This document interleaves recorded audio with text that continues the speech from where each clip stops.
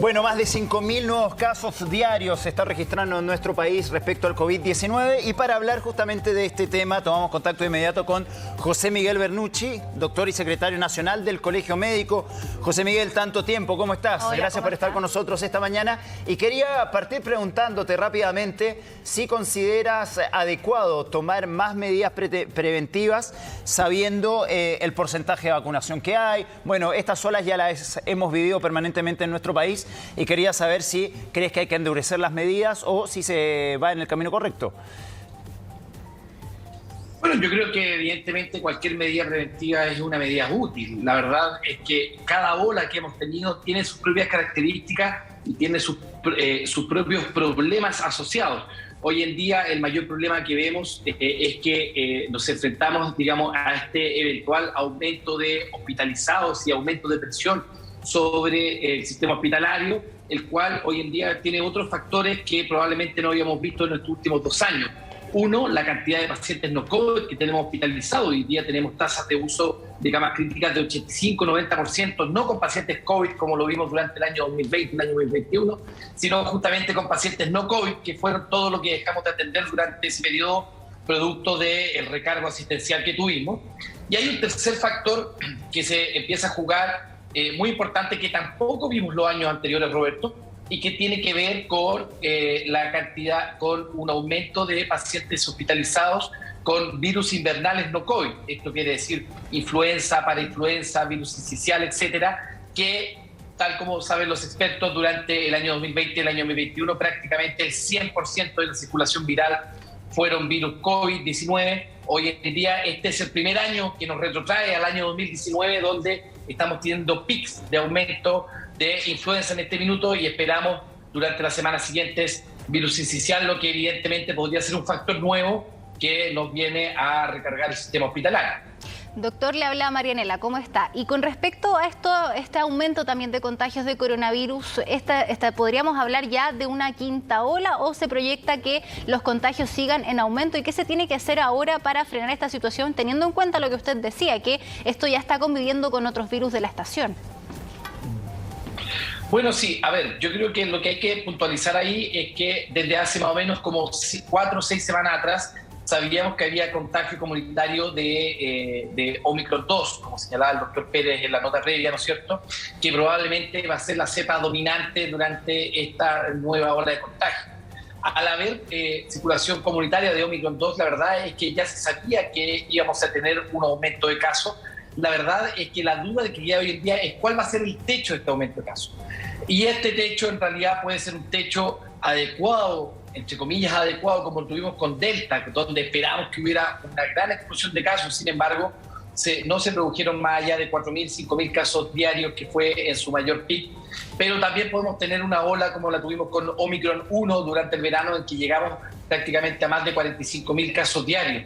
Entonces la verdad es que la duda se plantea no si es que va a haber una nueva ola, la cual ya estamos entrando y prácticamente ya bastante adentro en ella, sino es cuál va a ser el techo de esta ola.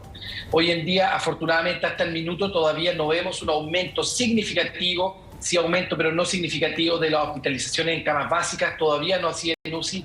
Sin embargo, tal como ya hemos aprendido durante 2 años de pandemia, estos pacientes los empezamos a ver, ¿no es cierto?, entre 2 a 4 semanas más después de aumentado, de aparecido este aumento. Llevamos recién 1 o 2 semanas, entonces estamos bastante en ciernes y bastante expectativos de ver qué es lo que va a pasar durante nuestro sistema hospitalario, porque tal como señalaba Roberto, tenemos un aumento importante de los vacunados, tenemos como país, ¿no es cierto?, un efecto protector de la vacuna.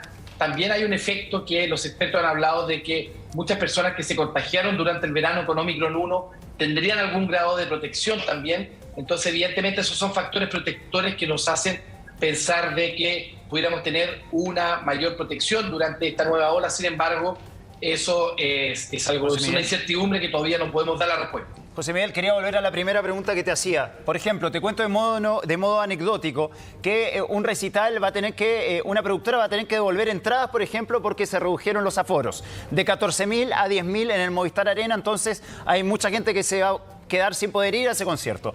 Te lo entrego como un ejemplo de lo que podría pasar en los próximos días con muchos eventos, en muchos lugares públicos, etcétera. ¿Se justifica, por ejemplo, que un lugar que tenía aforo para 14.000 personas ahora pase a 10.000? ¿Se justifica ese tipo de medidas con la cantidad de casos que estamos teniendo hoy en día? Bueno, sí, yo creo que efectivamente, más allá, digamos, más allá del caso particular, en realidad quiero partir desde lo general a lo particular. Nosotros estamos participando en la mesa técnica de medidas no farmacológicas o medidas sanitarias, y en realidad nosotros lo que planteamos ahí es que después, también lo decía la nota, ¿no es cierto?, había personas que echaban de menos este punto COVID. En realidad, este punto COVID, la verdad es que al parecer fue bastante útil, digamos, la gente tenía bastante apego con este punto, pero sin embargo, una de las cosas que después de 2 años que llevamos en pandemia no hemos logrado, en realidad, en incidir en 2 cosas. Uno, que los contagios dependen principalmente de 2 factores. Uno, de las actividades de alto riesgo y de la circulación viral. Evidentemente, el asistir a un concierto en un contexto de alta circulación viral es una capacidad de alto riesgo de contagio, y evidentemente entre mayores precauciones le podamos poner, digamos, a estas actividades de alto riesgo, la probabilidad de contagio disminuye. Así también hay actividades de bajo riesgo y el contexto es poca circulación viral, como estábamos hace unas semanas atrás, y en ese sentido evidentemente hacer actividades al aire libre, en reporto, con distanciamiento social, la probabilidad de contagio disminuye considerablemente. Entonces, respondiendo a su pregunta, Roberto, que efectivamente en un contexto donde vamos a tener un aumento de casos, donde tenemos nuestras UCI llenas prácticamente de pacientes no COVID y donde esperamos también un alza de contagios de virus invernales, efectivamente medidas precautorias podrían ser adecuadas justamente para tratar de delimitar la cantidad de contagios y que eso a su vez, a pesar de que porcentualmente es mucho menor, con un efecto protector de la vacuna, nos pudiera evitar volver a que se nos llenen los hospitales y eso ponernos, aunque sea en algunas semanas, en situaciones bastante críticas. José Miguel, hoy día estamos en una fase de mediano impacto, pero los casos están aumentando, están circulando otros virus, esto ya a puertas del invierno. ¿Deberían tal vez endurecerse las medidas o cambiar de fase prontamente como medida preventiva?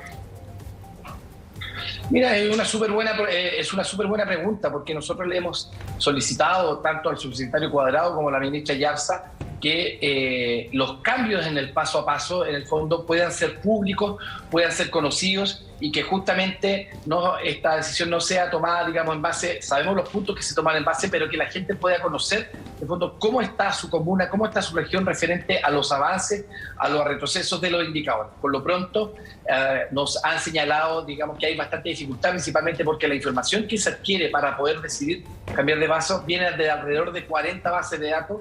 Esto se está trabajando para poder simplificarlo. En ese sentido, todo va a depender, digamos, de, como te digo, de este techo, de hasta dónde vamos a llegar con los casos y con los contagios.